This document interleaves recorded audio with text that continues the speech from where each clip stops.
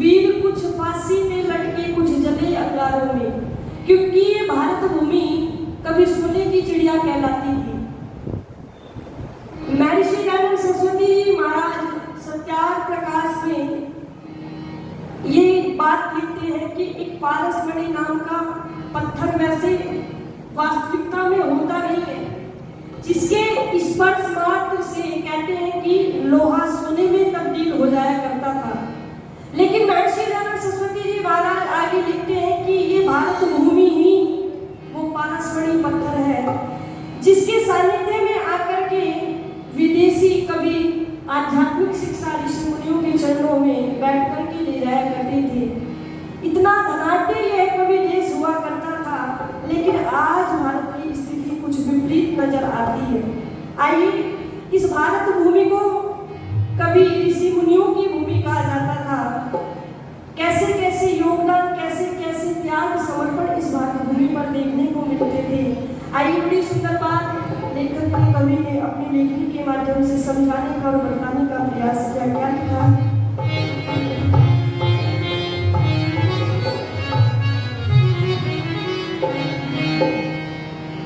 कि मैंने पूछा हंस हंस कर फांसी पर कैसे चढ़ जाते थे, कि मैंने पूछा हंस हंस कर फांसी पर कैसे चढ़ जाते थे, और नंगे पैरों अंगारों पर तुम कैसे चल जाते थे।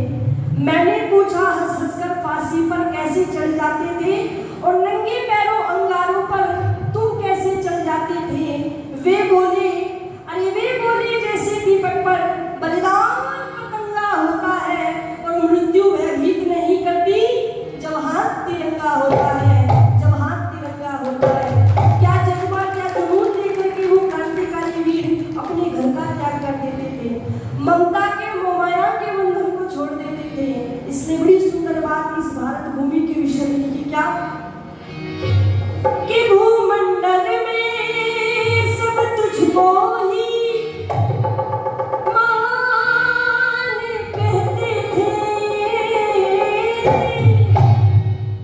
ओ भूमंडल में सब तुझको ही महान कहते थे, ओ मेरे हिंदुस्तान में सारी दुनिया से अच्छे इंसान रहते थे। जय जय भारत माता, तू जग में बिराजा, ओ जय जय भारत माता, जय जय भारत माता। और मैं चाहूंगी इस पंक्तियों के साथ मिलकर के अपनी तालियों को भी खोल दीजिएगा और अपनी वाणी से बोल दीजिएगा। क्या? ओ जय जय भारत माता, जय जय भारत माता, तू जग में विख्याता, तू दीनों की जननी, तेरा भी तो से नाता। भूमंडल में सब तुझको ही महान कहते थे, भूमंडल में सब तुझको ही महान कहते थे। मेरे हिंदुस्तान में सारी दुनिया से अच्छे इंसान रहते थे। जय जय भारत माता, तू जग में विख्याता।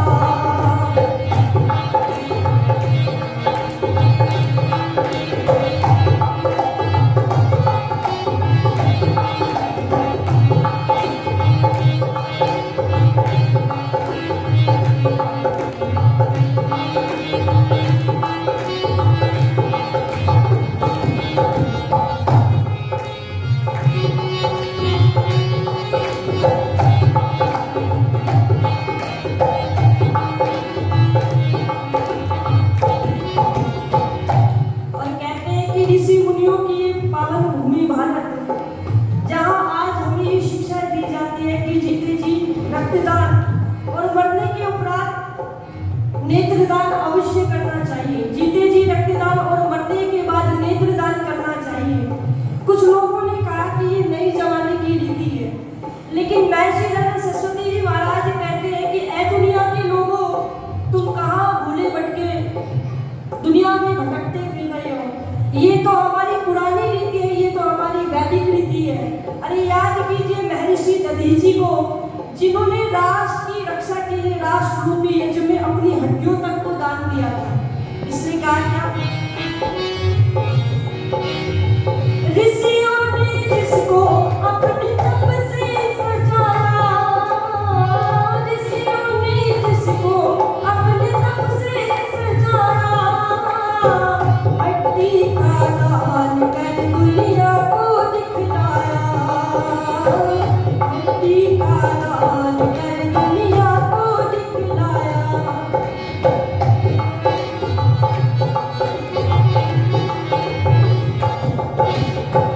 ऋषियों ने जिसको अपने तप से सजाया, ऋषियों ने जिसको अपने तप से सजाया, हड्डी का दान कर दुनिया को दिखलाया, दिखलाया, हड्डी का दान कर दुनिया को दिखलाया। और राष्ट्र रूपी यज्ञ में आहुतियों को देकर कूद पड़ो रण में सारे शस्त्रों को लेकर, राष्ट्र रूपी यज्ञ में आहुतियों को देकर कूद पड़ो रण में सारे शस्त्रों को लेकर। एक दिन जाना क्यों घबराना, एक दिन जाना क्यों घबराना, राष्ट्र के ऊपर मरने को तैयार रहते थे। ओ मेरे हिंदुस्तान में सारी दुनिया से अच्छे इंसान रहते थे। जय भारत माता, तुम जब मैं बिखरा, तुम हीरों की जननी, तेरा वेदों से नाता।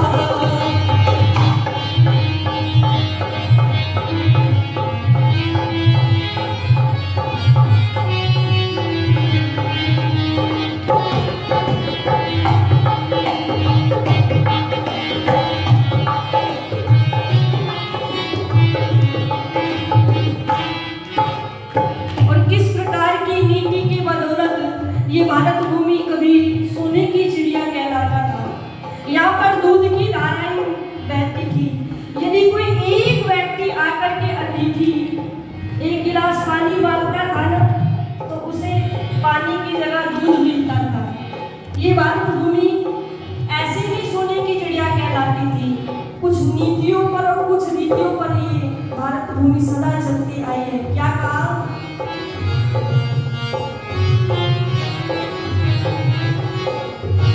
नीति चाणक्य की कमान करती थी, नीति चाणक्य की कमान करती थी, दुष्टों का नाश करनाल करती थी, दुष्टों का नाश करनाल करती थी। और झांसी की रानी रण में रक्त को बहाने, पन्ना सिंहाई सोते लाल को कटाने, झांसी की रानी रण में रक्त को बहाने, पन्ना सिंहाई सोते लाल को कटाने। वहाँ क्या कहना बहते लैला,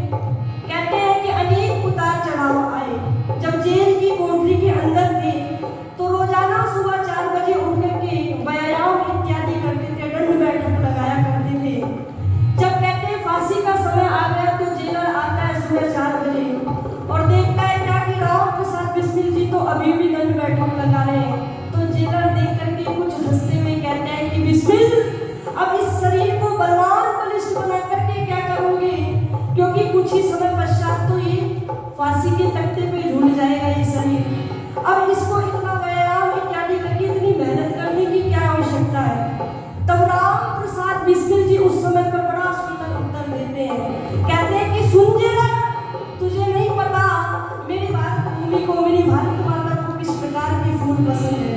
यदि मैं इस शरीर रूपी फूल को भारत माता के चरणों में समर्पित भी करना चाहता हूँ ना, तो कोई मुरझाया हुआ फूल नहीं, अभी तो एक तरोताजा फूल समर्पित करना चाहता हूँ। एक बार जोरदार ताली बजा करके इसकी स्वागत कीजिए। और क्या कहा,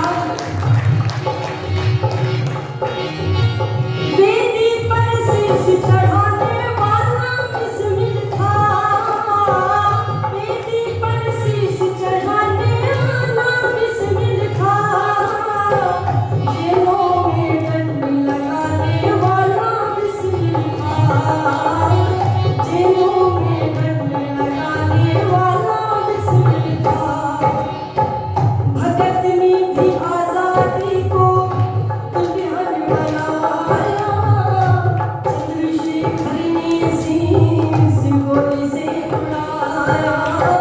भगत ने भी आजादी को दुल्हन बनाया, चंद्रशेखर ने शीश गोली से उड़ाया। रंगत आई खूबी शाही, रंगत आई खूबी शाही, आज जिस कीर्ति को बरमान कहते थे, आज जिस कीर्ति को बरमान कहते थे, वो मेरे हिंदुस्तान में सारी दुनिया से अच्छे इंसान रहते थे। और मैं चाहूंगी कि एक बार सभी अपनी तालियों को खोल करके, ये पंक्तियां मुझे भी याद है और आप सभी को भी याद होंगी। क्या कहा, ओ मेरा रंग दे बसंती चोला, ओ मेरा रंग दे बसंती चोला, ओ मेरा रंग दे बसंती चोला, रंग दे बसंती चोला, मेरा रंग दे बसंती चोला, ओ मेरा रंग दे बसंती चोला, ओ माय रंग दे, ओ माय रंग दे, ओ मेरा रंग दे, ओ माय रंग दे, मेरा रंग दे बसंती चोला, मेरा रंग दे बसंती चोला, मेरा रंग दे बसंती चोला। जय जय भारत माता, तुम जग में विख्याता, उन्हीं होगी जय तेरा भी तुमसे नाता, हाँ तेरा भी तुमसे नाता। जय जय भारत माता, जय जय भारत माता।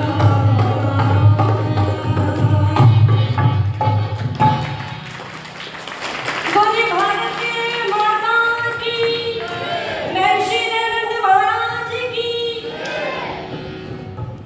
कि भूमंडल में सब तुझको ही महान कहते थे, और मेरे हिंदुस्तान में सारी दुनिया से अच्छे इंसान रहते थे या है। क्यों अब नहीं रहते, क्या हिसाब मालूम, रहते हैं, लेकिन आज हम अपनी वैदिक संस्कृति से थोड़ा सा मुख मोड़ करके बैठे हैं, पश्चिमी संस्कृति को अपनाते जा रहे हैं। आज ये विडंबना है हमारे समाज की। आइए एक छोटा सा भजन महर्षि दयानंद सरस्वती जी के विषय में, तत्पश्चात अपनी वाणी को विराम।